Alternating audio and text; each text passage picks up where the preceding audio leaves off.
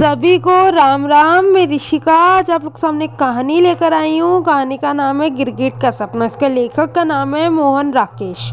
एक गिरगिट था, अच्छा मोटा ताजा, काफी हरे जगह था। रहने के लिए एक घने पेड़ के नीचे अच्छी सी जगह बना रखी थी उसने। खाने पीने की कोई तकलीफ नहीं थी।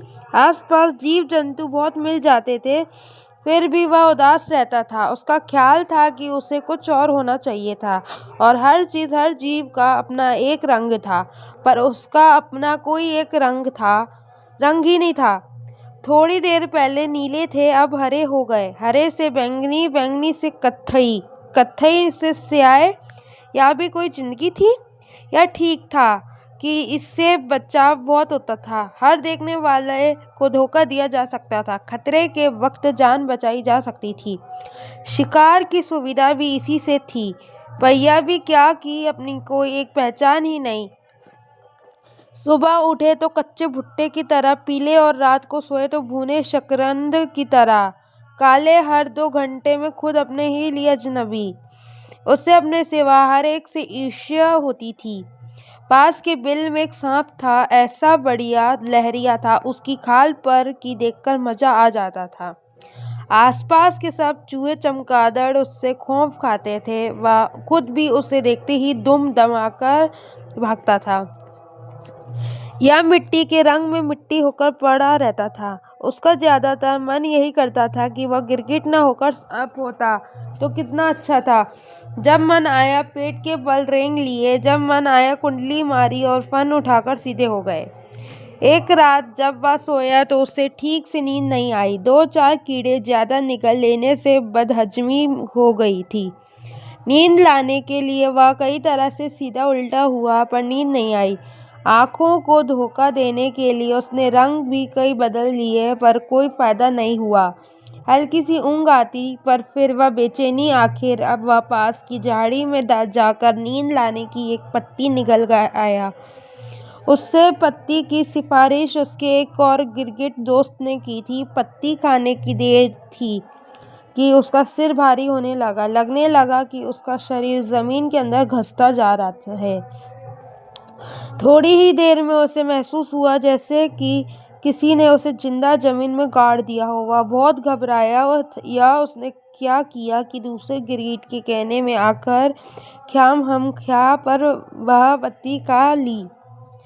अब अगर वह जिंदगी भर जमीन के अंदर ही दफन रहा तो। वह अपने को झटक कर बाहर निकलने के लिए जोर लगाने लगा। पहले तो उससे कामयाबी हासिल नहीं हुई, पर फिर लगा कि ऊपर जमीन पोली हो गई है, और वह बाहर निकल आया। ज्यों ही उसका सिर बाहर निकला और बाहर की हवा अंदर गई, उसने एक और ही अजूबा देखा। उसका सिर गिरगिट के सिर जैसा ना होकर सांप के सिर जैसा था। वह पूरा जमीन से बाहर आ गया, पर सांप की तरह बल खाकर चलता हुआ अपने शरीर पर नजर डाली तो वह लहरिया नजर आया, जो उसे पास वाले सांप के बदन पर था। उसने कुंडली मारने की कोशिश की तो कुंडली लग गई। वो फन उठाना चाहा तो फन उठ गया। वह हैरान भी हुआ और खुश भी। उसकी कामना पूरी हो गई थी, वह सांप बन गया था।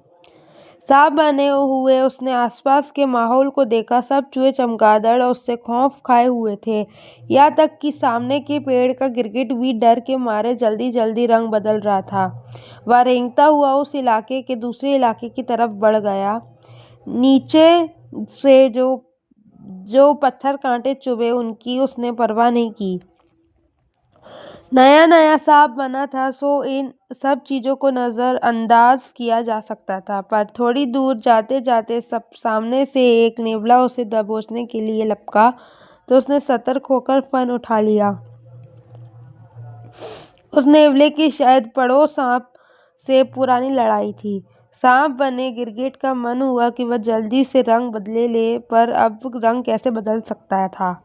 अपनी लहरिया खाल की सारी खूबसूरती उस वक्त उसे एक शिकंजे की तरह लगी। नेवला फुदकता हुआ बहुत पास आ गया था। उसकी आंखें एक चुनौती के साथ चमक रही थी। गिरगिट आखिर था तो गिरगिट ही वह सामना करने की जगह एक पेड़ के पीछे जा छिपा।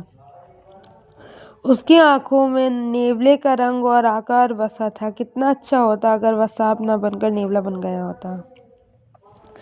तभी उसका सिर फिर भारी होने लगा। नींद की पत्ती अपना रंग दिखा रही थी। थोड़ी देर में उसने पाया कि जिस्म में हवा भर जाने से वह काफी फूल गया था। ऊपर तो गर्दन निकल आई है और पीछे को झबरेली पूंछ। जब वह अपने को झटककर आगे बढ़ा तो लहरिया सांप एक नेवले में बदल चुका था।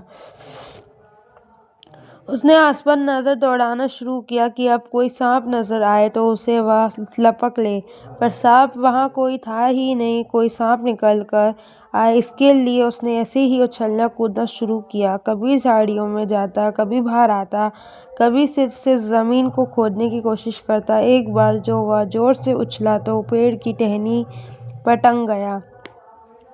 टहनी का कांटा जिस्म में ऐसे गड़ गया कि न अब उछलने बने न नीचे आते। आखिर जब बहुत परेशान हो गया तो वह मनाने लगा कि क्यों उसने नेवला बनना चाहा। इससे तो अच्छा था कि पेड़ की टहनी बन गया होता, तब न रेंगने की जरूरत पड़ती न उछलने कूदने की। बस अपनी जगह उगे हैं और आराम से हवा में हिल रहे हैं।